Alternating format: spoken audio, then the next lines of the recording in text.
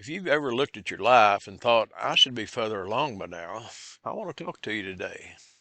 Not to fix that feeling, not to give you a motivational speech, just to tell you what I've learned from a man who's had that thought more times than he'd like to admit.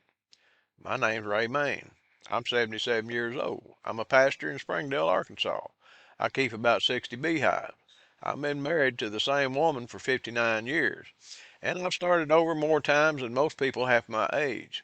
Not because I'm restless, not because I didn't try, because life doesn't always go the way you planned it. I poured concrete for years, moved houses, literally picked them up and moved them for a season, ran a mowing business for 13 years and built it from nothing. And in between all of that, I tried 8 different online opportunities, business opportunities, MLM, sales programs, systems that promised something that they couldn't deliver. Every one of them fell apart. For a long time, I called that failure. I carried it like a weight around my neck. You probably know that feeling. Maybe not 8 times, but you know the feeling of looking up from where you are and thinking, I'm not where I thought I'd be. Here's what I've come to understand after all of it. Starting over is not the same as going back to zero. When you start something new after a hard season, you bring everything with you. The judgment you built from the mistakes, the discernment you developed the hard way, the ability to spot something honest when you finally see it. None of that comes with you if you've never went through anything. I think about the bees. A new hive looks like confusion for a while. You open it up and it's just noise and movement and you can't tell what anything is done. But the bees know. They're building something. They just can't explain it to you while they're doing it. That's what those seasons feel like looking back. I couldn't see what was being built, but something was. Now, last October, a friend sent me a link. I almost ignored it. I had every reason to.